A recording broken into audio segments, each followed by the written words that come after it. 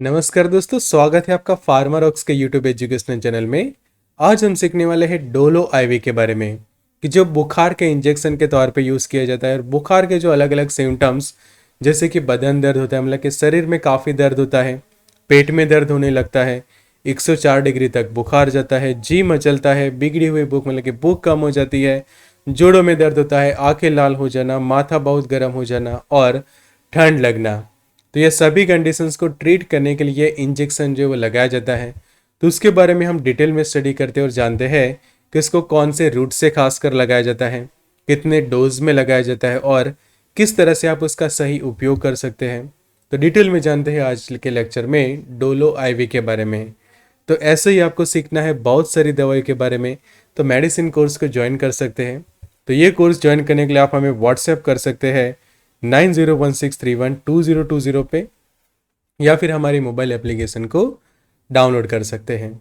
अब आते हैं टॉपिक पे और समझते हैं डोलो आईवी 100 ml के बारे में।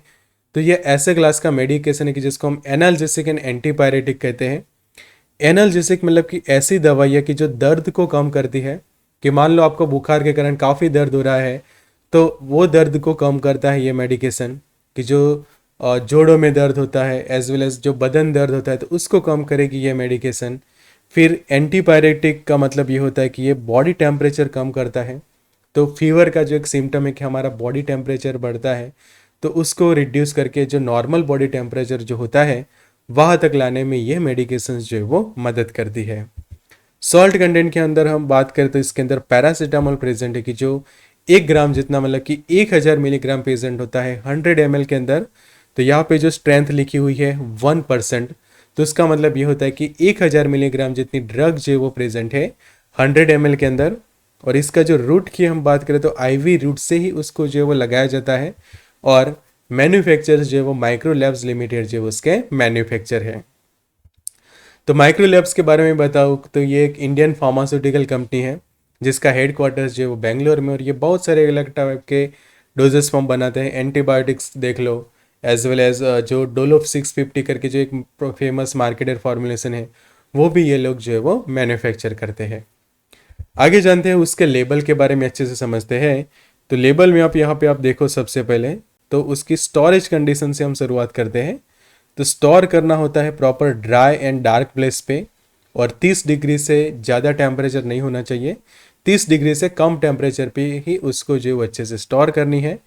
फिर 100 ml के अंदर यहाँ पे कंटेंट लिखा है 1000 मिलीग्राम जितना मेडिसिन जो है वो प्रेजेंट है, और वाटर फॉर इंजेक्शन के अंदर इसको बनाया जाता है।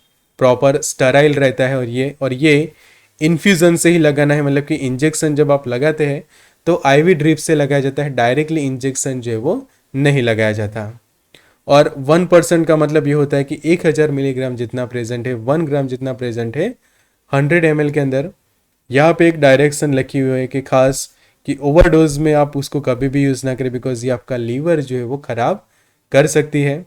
प्रॉपर स्टराइल है और ये सिंगल डोज कंटेनर रहता है, तो ये जो है वो आपको ध्यान रखनी है। तब उसके यूज़ हम समझते हैं अच्छे से। तो पहला जो यूज़ जो हमने आगे भी डिस्कस किया कि आपको काफ़ी बदन दर्द होता है, बॉडी पेन कर रही है, और साथ साथ पेट में भी दर्द हो रहा है, टेम्परेचर जो है वो धीरे धीरे बॉडी का काफ़ी बढ़ रहा है, तो उसको कम करने के लिए मेडिकेशन यूज़ की जाती है। जी मचलता है, भूख कम हो गई है, एज वेल एज जोड़ों में दर्द हो रहा है, आपको काफ़ी जॉइंट पेन हो रहा है, आंखें जो है वो लाल हो रही है, फिर माथा बहुत गर्म हो रहा है, कि आपका जो सर का जो भाग होता है वहाँ पे काफ़ी आपको गर्मी फील होती है, सिर दर्द जैसा वहाँ पे फील होता है, और कई बार पेशेंट को जो है वो ठंड भी लगती है। तो ये कंडीशंस को ट्रीट करने के लिए आईवी इन्फ्यूजन से लगाया जाता है, मतलब कि आईवी ड्रिप से जो है वो उसको लगाया जाता है। तो बेसिक चीज यहाँ पे हम समझ लिया कि जो बुखार के जो सिम्टम्स है, वो सिम्टम को ट्रीट करने के लिए जो आईवी थेरापी के यूज के रूप में इसको जो यूज़ किया था, बिकॉज हमें पता है कि डोलो 650 के टैबलेट्स भी अवेलेबल है। पर यहाँ पे हम स्पेशली बात कर रहे हैं कि अगर पेशेंट जो है वो टैबलेट्स नहीं खा पा रहा है, टैबलेट लेने में वो असमर्थ है, तो ऐसे कंडीशन में आप उसकी ट्रीटमेंट जो है वो आईवी थेरापी से जो है वो कर सकते हैं। आगे बात करते हैं उसके डोज की। तो डोज आपको अच्छे से समझना है कि मान लो पेशेंट का वजन 50 किलोग्राम से ज़्यादा है, कि 50 केजी या फिर उससे भी ज़्यादा है, तो ऐसे कंडीशन में उसके लिए जो डोज बनता है वो रहता है 1000 मिलीग्राम जितना हर 6 घंटे पे, मतलब कि हर 6 घंटे पे 1000 मिलीग्राम जितना डोज जो है वो पेशेंट रिसीव कर सकता है, और मैक्सिमम डोज जो है वो 24 आवर में हो जाएगा उसके लिए 4000 मिलीग्राम जितना। पर ध्यान ये रखिए कि 4000 मिलीग्राम से ज़्यादा डोज जो है वो कभी भी यूज़ नहीं करें, बिकॉज उससे आपका लीवर जो है वो ख़राब हो सकता है।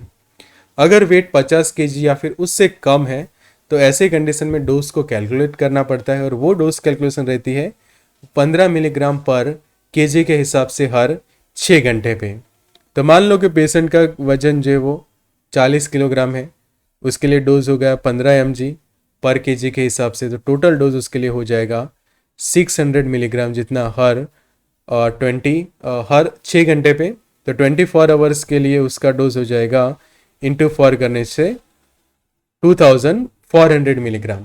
तो इस तरह से प्रॉपर वेट के अकॉर्डिंग टू ही डोज देना चाहिए।